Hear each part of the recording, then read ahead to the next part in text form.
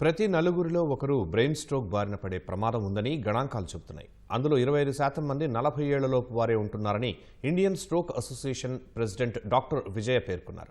Stroke బారిన పడిన వారిలో కేవలం 1% మంది మాత్రమే సరైన సమయానికి సరైన చికిత్స పొందుతున్నట్టు పలు నివేదికలు చెబుతున్నాయి. ఈ నేపథ్యంలో అసలు బ్రెయిన్ స్ట్రోక్కు దారితీస్తున్న పరిస్థితులు ఏంటి, స్ట్రోక్ వస్తే ఏం చేయాలి అనే అంశాలపై Indian stroke association president doctor విజయతో ముఖాముఖి చూద్దాం. బ్రెయిన్ స్ట్రోక్స్ ఇప్పుడు అలారమింగ్గా ఉన్న పరిస్థితి. అసలు బ్రెయిన్ స్ట్రోక్ రావడానికి కారణం ఏంటి, తక్షణం స్పందించకపోతే కలిగే నష్టం ఏంటి, దీనిపైన అవగాహన చాలా తక్కువనే చెప్పాలి. ఒక్కోసారి బ్రెయిన్ స్ట్రోక్స్ని ఇతరత్ర సమస్యలు అనుకొని పొరపడే సమస్య కూడా ఉంది. ఈ నేపథ్యంలోనే అసలు ఈ బ్రెయిన్ స్ట్రోక్స్కి సంబంధించి మొత్తం సమాచారాన్ని తెలిపేందుకు ప్రస్తుతం మనతో ఉన్నారు Indian stroke association president doctor Vijay గారు. నమస్తే మ్యామ్. సో ఈ బ్రెయిన్ స్ట్రోక్ని ఇతరత్ర వ్యాధులతో కన్ఫ్యూజ్ అయ్యే అవకాశం ఉంటుంది.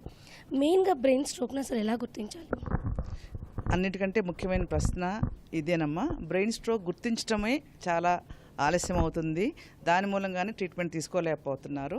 అందుకని వరల్డ్ ఓవర్ మనము ఒక యాక్రోనిమ్ అంటే ఒక చిన్న షార్ట్ వర్డ్ ఇస్తున్నాము, బీ ఫాస్ట్. ఇనే దాన్ని గుర్తుపెట్టుకుంటే మీకు చాలా వరకు పక్షవాత లక్షణాలు తెలుస్తాయి. BEFAST, be fast. బి అంటే బ్యాలెన్స్, ఉన్నట్టుండి తూలు రావటం, మైకం వచ్చి పడిపోవటం. ఈ అంటే ఐస్, ఉన్నట్టుండి కంటి చూపులో తేడాలు, చూపు పోవటం కానీ, ఇద్దరిద్దరు కనిపించడం కానీ, బ్లరింగ్ అవటం కానీ.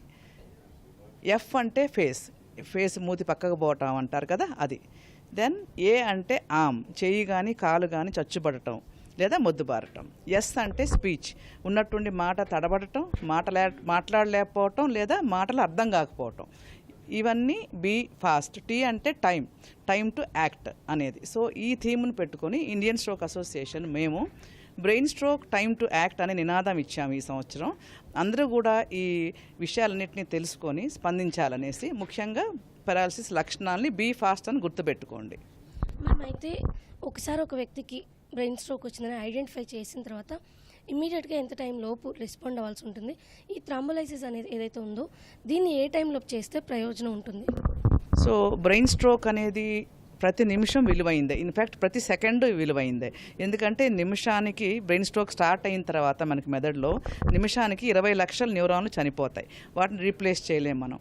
అందుకని ప్రతి నిమిషం విలువైందని గుర్తుపెట్టుకొని వీలైన తొందరగా ట్రీట్మెంట్ తీసుకోవాలి. ఆ గోల్డెన్ అవర్ అనేది ఎంత అంటే 4.5 అవర్స్ మ్యాక్సిమం.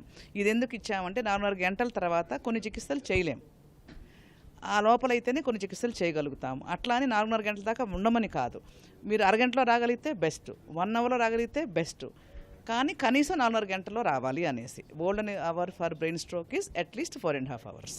అంటే ఈ 4.5 గంటలలోపు ఏదైనా హాస్పిటల్కి వెళ్తే సరిపోతుందా? ఎలాంటి హాస్పిటల్ని మనం చూస్ చేసుకోవాలి? మోర్ ఓవర్ మీరు ఇప్పుడు అన్నారు 4.5 గంటలలోపు ట్రీట్మెంట్ ఇస్తే వాళ్ళకి క్యూర్ అవుతుందని.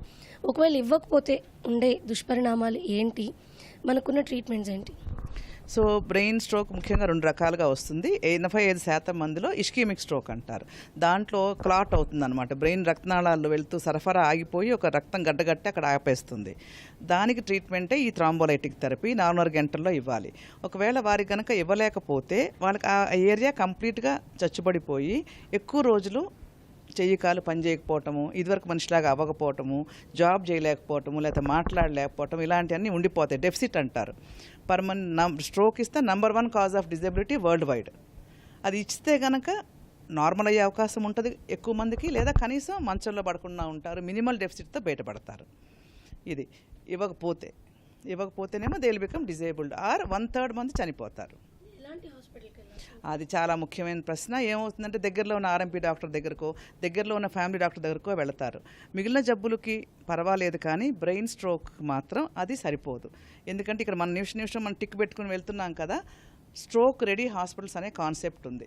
పెద్ద హాస్పిటల్స్ కాకపోయినా కనీసం ఏ హాస్పిటల్ దగ్గర అయితే ఎమర్జెన్సీ ఉంటుందో, సిటీ స్కాన్ ఉంటుందో, ఎమర్జెన్సీ డాక్టర్ కానీ, ఫిజిషియన్ కానీ, న్యూరాలజిస్ట్ కానీ, వీరు ముగ్గురులో ఎవరైనా ఒకళ్ళన్నా అవైలబుల్గా ఉండి స్ట్రోక్ టీం ఉన్న దగ్గరికి వెళ్ళాలి. ఈ విషయంలో ఇండియన్ స్ట్రోక్ అసోసియేషన్ కూడా కృషి చేస్తోంది.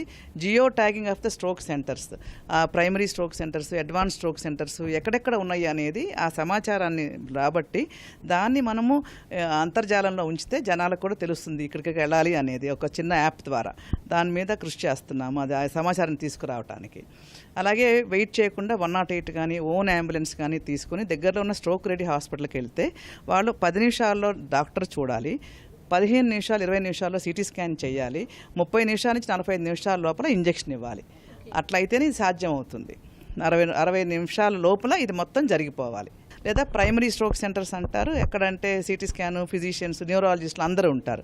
అడ్వాన్స్ స్ట్రోక్ సెంటర్స్ అంటే పెద్ద హాస్పిటల్స్, అన్ని రకాల ట్రీట్మెంట్లు చేయగలిగినాయి. అవి ఆపరేషన్లు, థ్రాంబెక్టమీలు అవన్నీ కూడాను. అవి కొంచెం మందికి మాత్రమే అవసరం అవుతాయి, 30% మందికి మాత్రమే అవసరం అవుతాయి. 70% మందికి సింపుల్ స్ట్రోక్ హాస్పిటల్ కూడా సరిపోతుంది. అయితే ఎవరికి స్ట్రోక్ వచ్చే అవకాశం ఉంటుంది? ఈ బ్రెయిన్ స్ట్రోక్కి సంబంధించి మీరు కామన్ పీపుల్కి ఇచ్చే మెసేజ్ ఏంటి? బ్రెయిన్ స్ట్రోక్ అనేది చాలా సాధారణంగా వస్తుంది. ప్రతి నలుగురిలో ఒకరికి వస్తుందని WHO అంచనా. 25 years దాటిన వాళ్ళలో ప్రతి నలుగురిలో ఒకరికి పెరాలసిస్ వస్తుంది ఎప్పుడో ఒకసారి వాళ్ళ లైఫ్లో. అది ఎవరికైనా రావచ్చు, ఏ వయసుతోనైనా రావచ్చు. ఇది చాలా ముఖ్యమైన సందేశం.